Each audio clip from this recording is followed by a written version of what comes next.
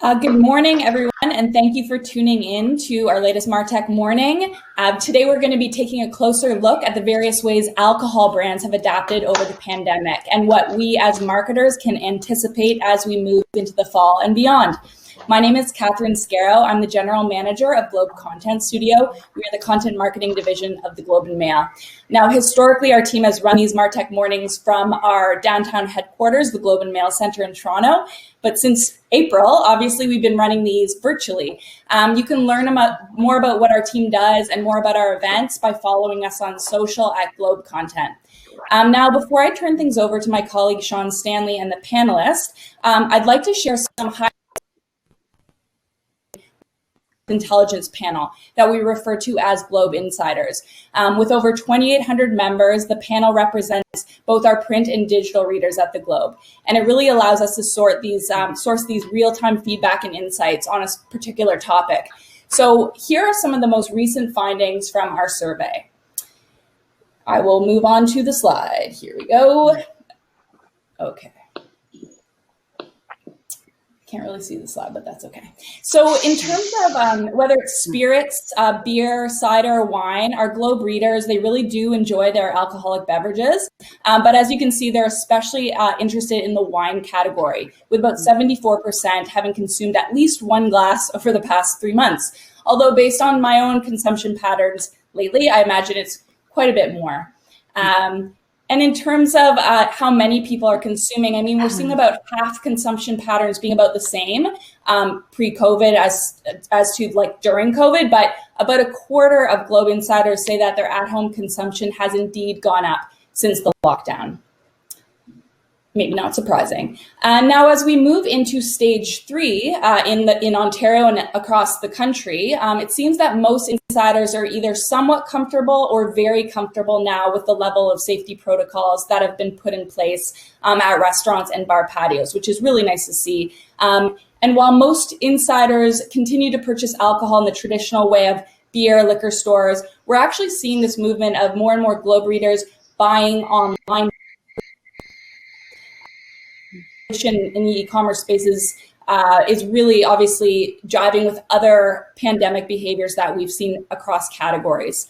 And another interesting insight we saw is that supporting local producers seems to be very much top of mind and critical for Globe readers, with 66% of insiders saying it's very or extremely important to support Canadian producers right now.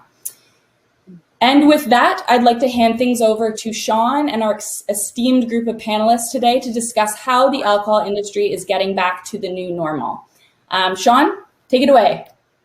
Great. Thank you very much, Catherine. Appreciate it. Good morning, everybody. Welcome to our latest virtual MarTech Mornings. We have a really great lineup of speakers today. I will point out that we've been having a few technical issues with the platform. And so I may be asking a few of the speakers to check in and make sure that they are actually connected with us. And if they are not, then I will talk to the panelists who are actually connected and available to speak. And I'll just keep checking in with some of the others and we'll see how things go. In other words, we'll wing it, but it'll be a great chat. So I'm just going to start by introducing the panelists themselves. So we're joined today by Kristin Vekteris, who's the Chief Brand Officer for Earls Restaurants. Natalie McKenzie is with us today, who is the Senior Director of Marketing at Moosehead Breweries.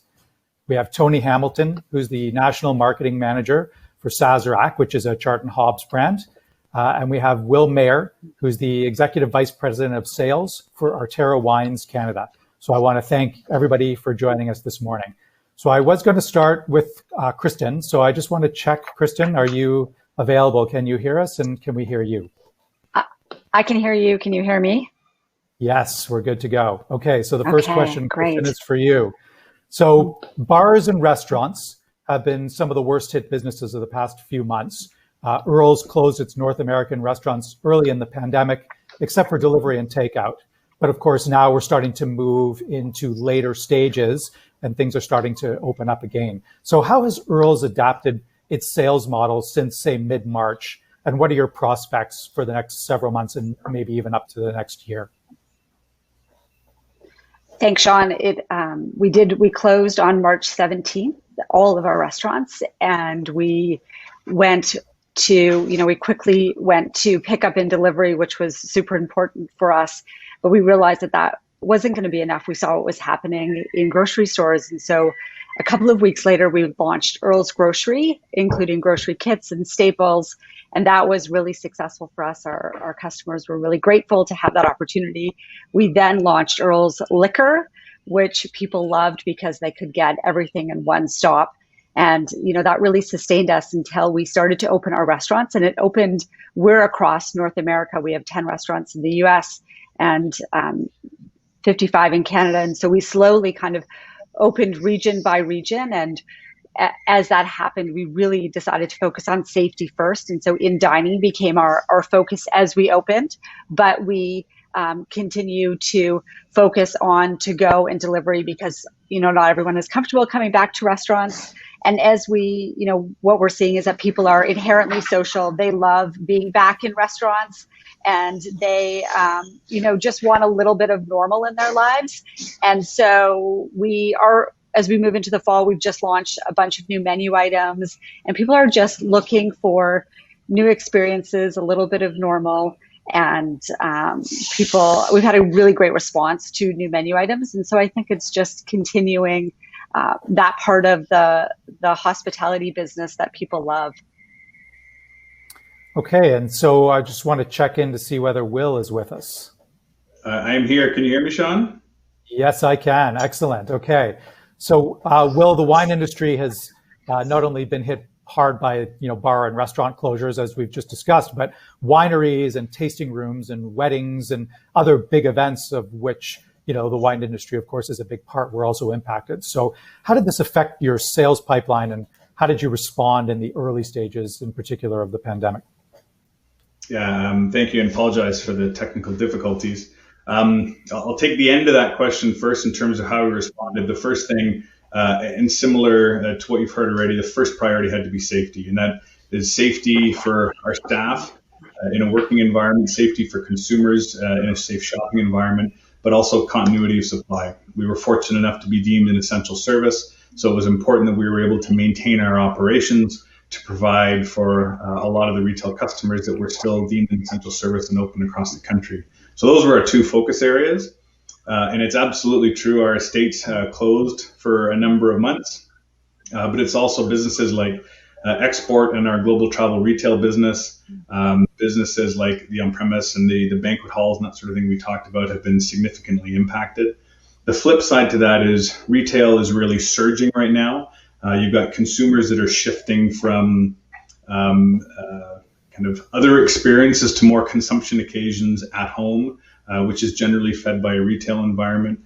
And you've got consumers shifting their shopping behavior to more stock up, more one-stop shop to try and limit the number of excursions outside of the house. So we've seen retail surge quite dramatically. So we've been able to keep up for the most part. There's a few SKUs and as demand patterns shift that are tricky. But we're really happy to announce that our estates are now open again. And we're seeing people come back. And the benefit we have is there's lots of outdoor space there. So there's lots of room to socially distance. There's lots of room to experience everything that the estate can offer. And you mentioned weddings. A lot of people have had their plans canceled or their plans postponed. We've created an elopement day at our estates, which is August 1st in Prince Edward County in Niagara and in the Okanagan, where you can have the facility in an all-inclusive package for a couple of hours, bring a few friends, so you can still proceed with the day as planned and not have to postpone it. So that's been a fun and pretty popular exercise. Okay, so Natalie, just want to check in that you're with us. I am with you. Can you hear me? Yep, good. So bars and restaurants must also have made up a big chunk of Moosehead's supply chain, of course, pre-COVID, but consumers still want their beer, as we know. And so your sales and marketing, I'm assuming, changed because you had these key clients at the bars and restaurants closing their operations or experiencing severe customer declines. So what did you do in reaction to that? What did Moosehead do in reaction to that to keep the business going as best it could? Thank you, Sean. It's nice to virtually meet all of you.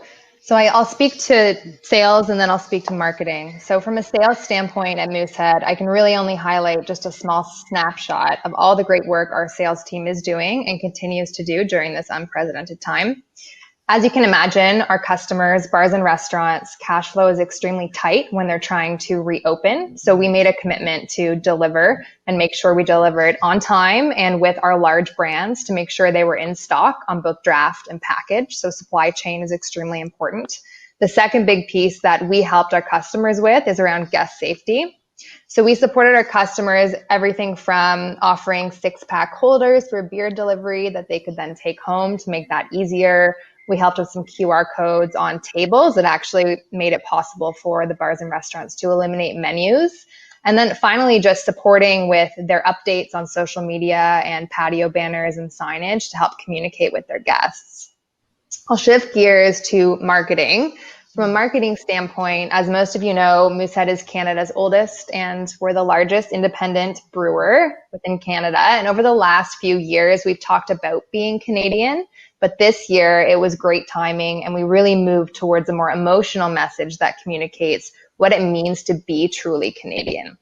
So our campaign is all around the core values that we, as a brand, as Moosehead, share with Canadian consumers, whether it's boldness, strength, and resilience through this time, and also just inclusivity and warmth and helping to support others. So it's resonating with Canadians well during this time of change. And in terms of our campaign, we pivoted and we ended up going with 100% digital in terms of where we were reaching our consumers as consumers are staying at home more, they're going online more. And we're an independent brewery, so we don't have the deep pockets that some of our multinationals do. So we need to make every dollar work extremely hard for us. So digital made a lot of sense in terms of a marketing pivot. So how did that shift change from like pre-COVID? In other words, if you're doing 100% digital now, what was the mix before that? So we were always planning on doing digital. We had a lot more focus on things like out of home or even TV, launching around sporting events. And that has changed drastically, as you know, with sports being on hold for a period of time. So we had to change our channels and worked very closely with our strategic partners and our agencies to kind of go to market in the best way possible and reach and connect to consumers where they are and where they're spending their time. Okay, thanks. And Tony, I'm about to bring you in. Are you good to go? I'm good to go. Okay, great. So some restaurants have been doing quite well selling takeout alcohol. In other words, allowing customers to buy alcohol from restaurants, even if they're not actually eating there. And so that includes bottles of spirits that can't always be found at liquor stores, like more specialty stuff. So do you think that government should continue to keep the rules relaxed around this practice because it's relatively new? Like, is that good for your business? With regards to takeout alcohol, we always want to encourage as much as possible supporting the smaller businesses. So we think definitely that it's something that should be continued and restrictions eased for the small bars and restaurants. It's not going to make up for the experiences that consumers have had in dining, but it will definitely help with regards to bringing in more sales for the smaller businesses and bars and restaurants. So we definitely think it's a great regulation that should be continued moving forward for them and help in any way possible from a sales standpoint for them. And so have you been supporting those efforts, say from a marketing perspective, to sort of help give some more, visibility to the practice and trying to support those businesses through your own marketing efforts? We have not been supporting each individual location, but we've been supporting them from a product standpoint as much as possible. They obviously everything still goes through the liquor boards. Everything is still purchased the same way from a restaurant standpoint, but where they need any sort of POS or glassware, or some of them have been doing. For example, we did a campaign with Earls with their old-fashioned kits and our Buffalo Trace product. So it was a very successful campaign, and we helped as much as possible with regards to supporting social media and doing collaboration with the Earls campaign for Father's Day. So it was a joint effort.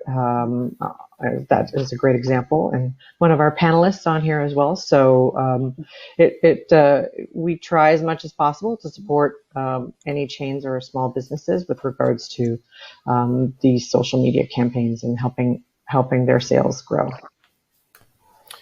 Okay, so Kristin, alcohol can account for about a quarter of a typical restaurant's revenue, and COVID-19's had an obvious impact on that. So what trends are you seeing in the alcohol category in terms of, say, consumer preferences at restaurants, and what's your approach going to be heading into the fall based on those trends? Yeah, what we saw was that when we reopened our restaurants, alcohol sales went up. I think people were just, happy to be back. And it was interesting to see what the trend there was, that people are staying in our restaurants for longer. And that was surprising to us. But when you think about it, it shouldn't be a surprise. People usually, they go to a restaurant before they go to a concert or a movie. And now their whole evening is the restaurant experience. And so at the beginning, we did see alcohol sales go up. People, were drinking more in our restaurants. The mix of food and drink has really balanced. But what we have seen is that cocktail sales have gone up. And, we think that there's a couple of reasons for that. And one is that people were drinking a lot of wine at home. And the slides that you showed at the beginning validated that. So people drinking a lot of wine, they want someone to make them a cocktail. And also that if you're sitting in a restaurant for 3 hours, you have time to start with a cocktail before you get to wine. And so we've been focusing on cocktails because people are really looking for it. Of course, wine and beer are an important part of the mix for our guests, but just new cocktails from a trend standpoint. We think that the trend towards cocktails was actually happening before COVID, and it's just been accelerated. And ingredient-driven cocktails, we're really seeing a trend. People are still looking for healthy things. We recently at Earls, we launched a coconut matcha sour cocktail, and that's just things that are a little bit healthy but still indulgent. And so as we move into the fall, it's just we've launched a number of new drinks, and the marketing challenge that we have at the restaurant is that because we've had to clear our tables, really from a safety standpoint, we've lost a lot of the collateral. And so the challenge as marketers is how do we communicate what we our new offering to our guests, and how do we share that? It's a lot for the server to go through new dishes and new drinks. And so that'll be a challenge as we move into the fall. We can do a lot of exciting innovation, but then we have to make sure that the guest is aware of it. So speaking of changes to the business, Will, let's talk about the wine rack stores and the other retail outlets where your product is available, your products, I should say. Have people been visiting those stores in significant numbers, or have you found some other avenues where you're drawing customers? Yeah, as I mentioned, people are still going to retail quite a bit. At our wine rack stores, we've noticed transactions are down a fair bit. I'm not sure why my camera's getting dark. Sorry. Our transactions are down a fair bit, but our basket size is up quite considerably. So reinforcing the notion of one-stop shop and people stocking up. What we have done is we've put a lot of focus into our DTC business as well. We've always been able to buy wine online through subscription services or membership services through our Great Estates program, but we've also shifted. Before COVID, you could order wine rack delivery through Foodora. Foodora's unfortunately packed up shop in Canada. Since then, we've shifted to wine rack direct online, which has seen tremendous growth since we launched in early April. So you're seeing a bit of a shift. Still people coming in, but maybe not as frequently, but a lot of people shifting to online as well. Yeah, those delivery challenges are interesting because you're actually using, I believe, Canada Post and FedEx to deliver a lot of your product. Is that correct? And if so, how does that process work? Correct. So we will deliver, we will do free delivery through Canada Post. Canada Post is not accepting signatures, and because it's alcohol, a signature is required. So it'll go to your nearest post office, which you can then go pick up. For an additional fee, we can ship it through FedEx, which will bring it straight to your door. Still, age verification is required, obviously, but that is those have both been quite popular with consumers so far. Okay, so Natalie, while we're on the subject of distribution, how have your distribution tactics changed? Are you doing more e-commerce and direct-to-consumer sales? So we did start offering home delivery from our tap room in St. John, New Brunswick, directly to our consumers. And really the idea there was all about connecting to them and building a deeper relationship with them during this time. So that was kind of what we started with. What I will say is that, similar to what Will touched on, the trends in the industry we're seeing are similar. So we're seeing a shift towards grocery and e-commerce away from traditional retail. And similar to what Will spoke about, the consumer habits continue to change. So we're seeing less in-store browsing. So more than ever, it's extremely important where your product is in the store for when consumers are visiting that on that one trip that they're going to take. The second would be stocking up. So to Will's point, also less frequent trips, more in terms of basket size. And this for us is extremely important, and really all manufacturers around having the right pack format to meet their needs when they are looking for stock ups. And then finally, for us, we've noticed that there's really seeking familiar brands. So consumers are looking for brands they know, but also brands they can connect with now more than they ever have in the past. So did you have e-commerce prior to COVID, or did you have to hustle to get that up and running as quickly as possible? The team did a lot of hustling to get consumer delivery up and running as quickly as possible in St. John. So just a big kudos to the team who worked on that project. Unfortunately, there are kind of some national challenges around delivery that you guys spoke about a little bit. So right now, that's our only delivery to consumers at this time, outside of what we do through bars and restaurants. Okay, thanks. And so, Tony, according to a recent report in Fortune magazine that I was looking at, it was predicted that it could take 5 years for the global liquor industry to recover. So based on your experience so far, what are your thoughts on that? I mean, that's obviously a study that's based on numbers, but there's also the real world which you're living. What we've seen with regards to Canada is what we're seeing. The colleagues have mentioned this as well, is retail is definitely taken over, and we've seen a surge in retail sales. What has changed, though, as they've mentioned, is what they're buying and how they're buying. So size formats. So we're focused on spirits with regards to the brands I work on, and the large sort of 1.75s have seen a huge resurge in sales, but the small formats of 375s, etc., they've definitely declined. So with regards to sales and recovery, the on-premise or the bars and restaurants have definitely seen a drastic decline in sales. And depending on your sales mix, some brands are more reliant on that channel of bars and restaurants, whereas some are more retail focused. So, for example, the champagne and bottle service world is definitely feeling the crunch right now, and some of the more luxury brands are not recovering as quickly. But from what we've seen in Canada anyway, our retail focus and sales have definitely been fairly consistent with regards to last year. We don't feel it's going to take that amount of time to recover with regards to Canada. I think it varies by market, but because of the way spirits particularly are sold in Canada due to monopolies and boards, we don't see that drastic shift in sales, and don't feel that, I think 5 years will be, I don't think it'll take that long to recover, but it'll be different with regards to what consumers are buying and how they're buying it versus that in-bar experience. Yeah, I thought that was interesting too, because it seems like everyone wants to sort of rush to get back to, the world being the way it was before. And I think a lot of that would be in going out and doing all those traditional activities they were doing much quicker than within a 5-year period. Okay, I just want to point out to the audience that there is a question and answer window that you'll see on the screen. While I am going to continue asking a few more questions of the panelists, I will leave some time within the hour to ask some audience questions as well if you want to submit a few things.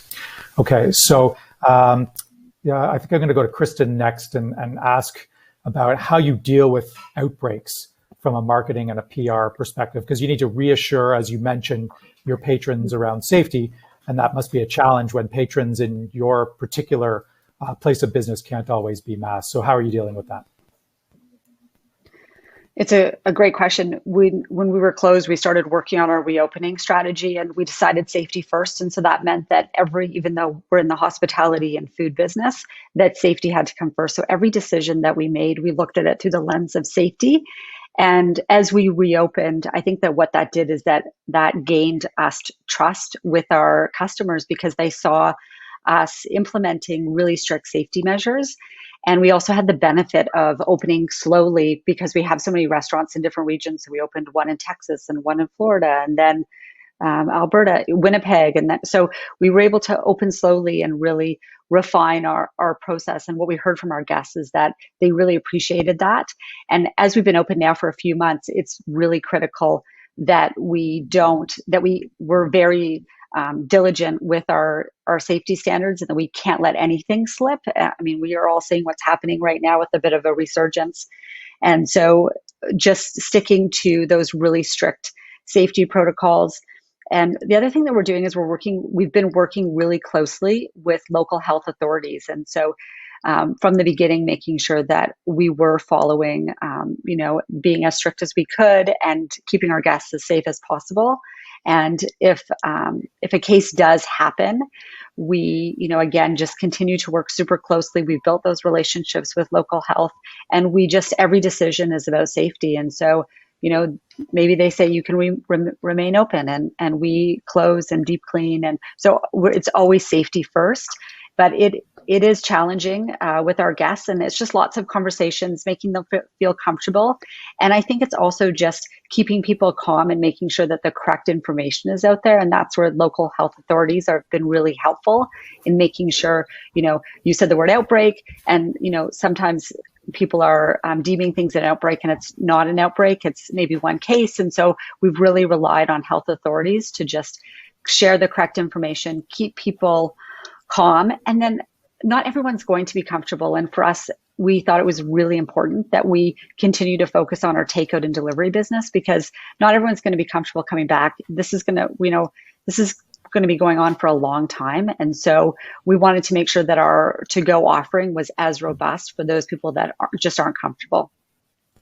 Yeah, I think that's a key point, is that we have no idea how long this is going to last, and we have no idea where the flare-ups will be and how long they'll last and how big they'll get. So being flexible is pretty much a must still, and will be for the foreseeable future, I would think. And speaking of shifting, Will, a lot of beer and spirits makers are selling canned products, which of course are perfect for things like parks and other informal outdoor gatherings, which have been popular. So I know you have a line of hard sparkling sodas. So how have those been doing, since those are a little bit of a different product for you? Yeah, and then wine is definitely kind of last to the party on these types of things, but there's certainly consumer occasions around exactly like you said, where canned beverages or kind of non-traditional glass beverages are preferred. So we've gone into actually a line of Tetra Paks as well. We do wine in Tetra Paks, and we also do hard sparkling sodas and also wine in cans. So it's fairly new. We launched wine in cans last year. We launched our hard sodas this year. This year is anything but kind of normal to gauge things by, but from all accounts, they're doing better than we had expected. So we're really pleased with it so far. And it's just our first foray into this category. Okay, so talk to me about canned wine, because it's not a product I've ever tried before. I do enjoy wine, but it just seems like an odd way to consume something that, traditionally comes out of a glass bottle with a cork. So is it a good product? Like, do you find that people like it? Do you get comments about it? Yeah, it's exactly the same as regular wine. The vessel is completely safe. It's just like glass. If you're drinking the wine out of the can, you do have It does, the sensory is a little different versus drinking out of a bottle, similar to if you're drinking beer or something else out of a can. But it's the same wine, it's made the same way, and it's a great product. And from a consumer perspective, there's occasions that just don't lend themselves to 750 milliliter glass bottles. So these are perfect for occasions like the beach, like the dock, like picnics and things like that. Yeah, and of course, canned beer is perfect for that stuff as well. So, Natalie, let's talk a little bit about the competition. In other words, has the beer industry gotten more or less competitive as a result of COVID? And as a big brand, do you think that gives you an advantage because you've got that established name? Thanks, Sean. So I don't believe it's getting more or less competitive. The trends are changing. I would say the opportunities are just different. So one of the most important things right now is to make sure your brand is both mentally available and physically available for your consumers. And by that, what I mean mentally available being top of mind when they're deciding to make that purchase decision. Physically available being when consumers get into the store, the right pack in the right place is available for them to pick up. What we are seeing is consumers are making more lists than they've ever made before. So, they're not going and exploring the aisles. They know what they're going to get ahead of time. Before COVID in the beer industry, we know over half of consumers, over 50%, know what brand they're going to buy before they even go to the store. Post-COVID, we expect this is significantly higher than 50%. So more than ever, it's important that your brand is top of mind. From the awareness question, my comment there would be today, it's not just enough to have brand awareness. You need to have a purpose. You need to connect with consumers to make that meaningful impact, to cut through and be there when they're making that purchase decision. Okay, so Tony, I want to talk before we get into the audience questions about the hand sanitizer market, because the Globe and Mail and many other media outlets wrote a lot about the shift that a lot of alcohol companies made into offering that product, especially because there was limited availability at the beginning with a lot of consumer overbuying. You guys moved into that area as well. Was it a PR play or is it a legitimate line of business now from your perspective? It's definitely not a PR play. Sazerac is the largest distiller in North America, and when we COVID first arrived, it's in our nature to see what we can do to help as soon as humanly possible. So, both within Canada and the U.S., we looked at our production lines, and for what would normally take 6 to 8 weeks to implement, we were able to pivot and start producing hand sanitizer within 9 days. So in the U.S., we were able to provide more than 5 million bottles of it. And here in Canada, at our distillery in Montreal, we were able to we provided and donated hand sanitizer to the SAQ, to the employees. It certainly was lack of no PR at all. We're very humble and not focused on that. For us, it was what we could do to help our community as fast as humanly possible. So we're in the case of Canada, it wasn't even sold. It was donated to the SAQ and their employees as part of helping out our community as much as possible. Okay, so Tony, I have a question for you from the audience. So knowing that digital marketing is the way brands are leaning, especially as a result of COVID, this reader found it interesting that Sazerac doesn't have active social accounts, or at least not ones that are sort of consumer facing and easy to find. So is that because your target consumer is largely bar and restaurants? And what is your sort of general marketing approach? We do a lot of digital marketing. It's based on so Instagram, etc. So Fireball Whiskey would be one of the largest social media platforms we and largest brands that we have globally. All of our brands are very active on social media, and that is definitely our focus. We don't do a lot of typical traditional marketing. It's very grassroots oriented. For example, and we've been very fortunate with our brand base. So for example, with Buffalo Trace, It's a very popular bourbon. We do a lot of direct marketing with our customers, and our and consumers is more grassroots focused. Okay, another audience question. This one for you, Natalie. The Moosehead QR Code stuff is very nice. I wonder how widespread that practice is and whether it was a Moosehead pioneered initiative or whether it was done in partnership with other businesses. This was not something that Moosehead pioneered per se. It was just a way we were able to support our customers when they needed it most, and just one small thing we could do for them. Okay, can you maybe talk a little bit more about how it worked? I'm going to have to pass on that one. The idea is there's a QR code on the table and you scan it and you can see the menu versus actually having a menu in front of you. But we can definitely get you some more information on that coming out of this meeting. Okay. So let me ask Kristin how you are dealing with the patchwork of different federal, provincial, and municipal restrictions and all the constant changes that are happening, especially in the wake of, for example, Ontario starting to come online with stage 3 in other areas, including Toronto. It has been changing very rapidly, and sometimes we have a day's notice and then we're opening. We're just getting ahead of it. I think we have people and leaders in every single market. We communicate all the time. We have text groups going, and it's just, we're constantly reading the news, seeing what's coming, ears on the ground, listening for when something new might happen. And I think one of the benefits from not only a marketing, but just in general for businesses, I think we've all learned to be very agile. Really, our communication has improved so much, and being able to make really quick changes has been, the restaurant industry is in crisis, and I think it's really helped us survive during these times, is just being super agile and learning how to innovate quickly. And, some of these things used to take a long time, and now we can do things in days or weeks that used to take months or even years.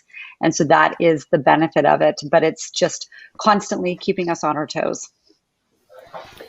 Okay, Will, I have a question from the audience that I think would be a good one for you.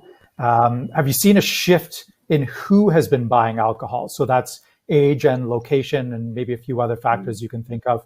And if so, what's been driving that change, or who has been driving that change? I think there's a couple of things. We've seen a channel shift. So we're seeing grocery surging ahead of its liquor board counterpart. So in Ontario, grocery opened up a number of outlets just as for wine, just as COVID was coming in. It's fairly well established in Quebec, a little smaller in BC, New Brunswick, and some other markets. But grocery as a channel is doing quite well because of the one-stop shop, because people don't want to be out in too many spaces during the pandemic. So from a channel perspective, we have seen that shift. We've also seen a shift in, we talked about stocking up. So one of the great options we have is our cask wine, which comes in 3 and 4 liter totes. So traditionally that would have been an older demographic. What we're seeing now is a much, much younger consumer coming into that category and trying it for the first time out of necessity because of COVID, but is really sticking with it and realizing that it keeps wine fresh for up to 6 weeks. You can have kind of a glass here and there without having to open the whole bottle.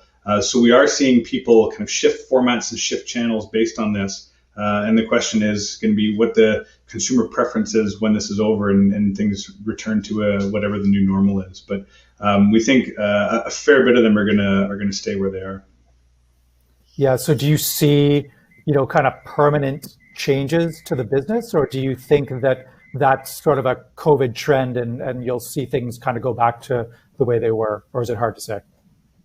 It's hard to say. Other markets like Australia, for instance, which has a very significant bag-in-the-box market, once consumers kind of figure this out, they tend to stick with it because it's fewer trips to the shop, it's quite good value, and the quality is actually quite good. So once consumers kind of catch on to that, they tend to stick with it. So we think that is going to be a long-term trend for sure. Okay. I think, Tony, I'm going to start with you on this. I want to move into talking a little bit about, some of the high-profile initiatives that a few of your brands have undertaken. And Tony, you mentioned that Chart & Hobbs had launched the Fireball Charitable Initiative, and that was in collaboration, as I understand it, with the Canadian Professional Bartenders Association. As you had pointed out, it's hard to replicate the experience of sidling up to the bar in an online setting. So how has that campaign been performing in terms of, getting engagement from people that normally would have, engaged only from a physical perspective?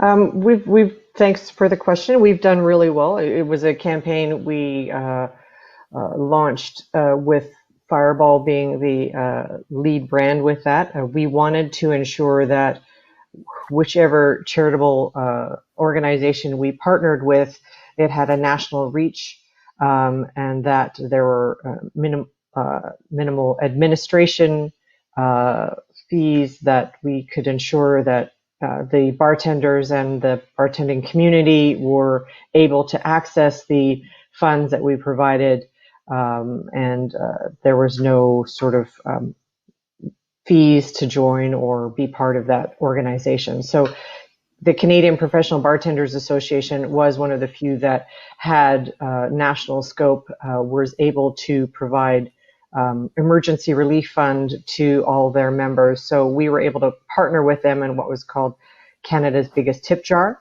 It's an initiative that we continue to run still today, and what we've done is Fireball started off the donations with $45,000, and has since, we have a GoFundMe page. So whomever, even, $5 tip your local bartenders that you normally would when you go out now.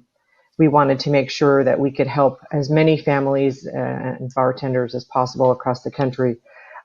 We have a limit up to matching the donations of $30,000 still to come. So we have been able to raise more than $60,000 with Canadian professional bartenders, and made more than 1,000 families and the bartending community very happy since the end of May.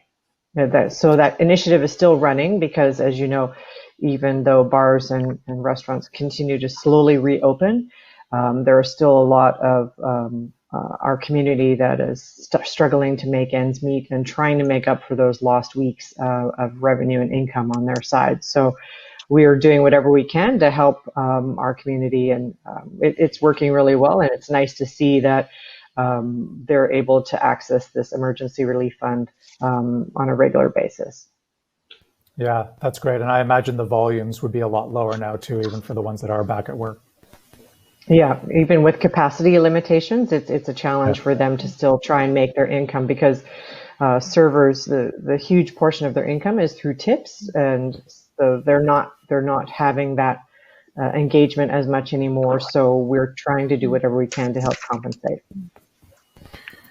In addition to the sort of consumer-facing type of campaigns, Natalie, I know that COVID has also brought a lot of businesses together to partner on initiatives they may otherwise not have done or collaborated on in a pre-COVID world. So to that end, tell us about the partnership you forged with Moonshine Creek and how that's working.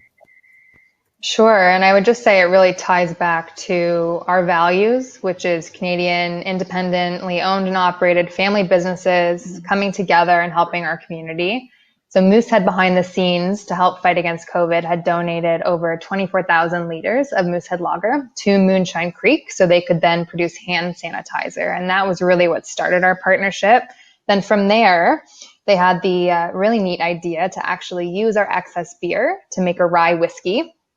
And we could then sell that to raise money for local food banks in New Brunswick. So we did that with them, which is the partnership you're referring to. And we actually sold out in 24 hours, which was fantastic because it allowed us to raise over $50,000 to give back to families and individuals in need during COVID in our local communities. And really, at the end of the day, this is just a great example of how, whether it's a partnership, a campaign, an initiative, authentic storytelling is what consumers are looking for right now. And if you have that story, people respond to it. Yeah, I noticed when I went to take a look at the website that it was sold out. So is there a plan to increase the batch and try to make more money from it? So at this point, there isn't plans to do so, but given it did so well, we definitely consider it in the future. Okay, and Will, there's been quite a lot of encouragement to get consumers to support wineries, and there's a hashtag in this together that's going around in order to try to do that. How are people responding to that from what you can see? Yeah, and I think in this together is really the sentiment around supporting local business and coming together to help one another. And I think it is working. Wine is inherently a local business. We have significant operations in Prince Edward County, Niagara, and the Okanagan. There's also emerging wine industries in Nova Scotia and Quebec, to name a few. And we see consumers really pivoting to supporting their local wineries and picking up the VQA products we have there. So that's been really encouraging. And in terms of coming together to support people, I think there's been lots of examples on this panel today about how companies, whether it's in this industry or outside of this industry, have really stepped up to help people, to help servers who are affected by this in the on-premise trade. We've chosen to focus a lot of our efforts on food banks. So we've donated a bunch of money to food banks. We've also raised money through our wine rack locations. So in 130 of our stores, over a 4-week period, we raised over $70,000 for Feed Ontario, which went to local food banks across the province. We've also, similar to Natalie, we've been donating some wine to Dillon's here in Ontario to be able to make hand sanitizer.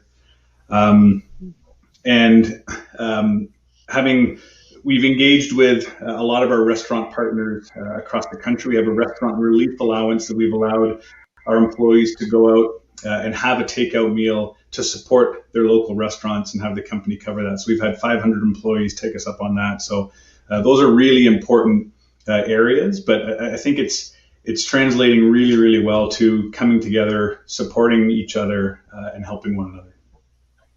And Kristin, have you sort of been part of or experienced any marketing initiatives that have been particularly meaningful and impactful?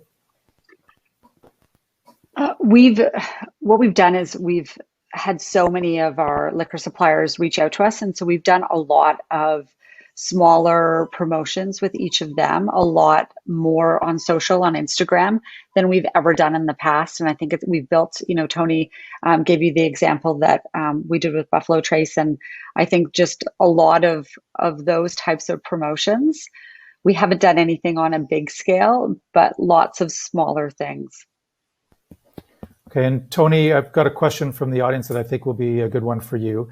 How do you see your media campaigns evolving? Will your media mix change? It's definitely going to be changing quite a bit with regards to a lot more digital and social and how to reach them, because a lot of, again, mentioning we focused a lot on grassroots marketing, and that was a lot of experiential engagement, which is definitely not occurring as much, if any, very limited from a standpoint as of now. So more moving towards digital and social as much as possible. Most of our social media channels run through our US associates and marketing teams, but we adapt. We are slowly adapting and becoming more Canadian centric on a lot of our brands. So how does that partnership work? Do you sort of lead the discussion and take that to the US partners, or are they leading the discussion and bringing it to you and then you're adapting to what they're working on? It's a combination of both, depending on the brand as well. So, for example, one of our brands is Seagram's, and it's a huge Canadian brand. It's got a lot of Canadian sort of fondness with that brand. So that brand particularly is very much more relevant to the Canadian market than it is in the US, just because of that Canadian association and affiliation with that brand. It's very it's deep in the hearts of the Canadians. So for instance, with Seagram's, it's a very Canadian focused brand. For a brand like Fireball, it is joint efforts on both sides, because while Fireball is a huge brand globally, it is born and bred and made in Canada. So that brand as well is joint efforts with both the US and Canadian teams. Right. It's really relevant on the brand. So another audience question, and I think, Will, maybe you're best poised for this one. When it comes to age-gated websites and ordering online, how valid is that seen in the industry versus governing bodies? Is subscription or membership seen as safer in some way through like things like data collection and confirmation? I'm not sure I entirely understand the question. When it comes down to privacy rules, we hold that very dearly. That's very, very important to us. In terms of age gating, I think that is it's necessary because as much as we want our products to be enjoyed, it needs to be enjoyed responsibly by people of age. So it certainly doesn't replace an ID check or an age validation check upon delivery, but I think is responsible and required. But I'm not sure if that answers your question.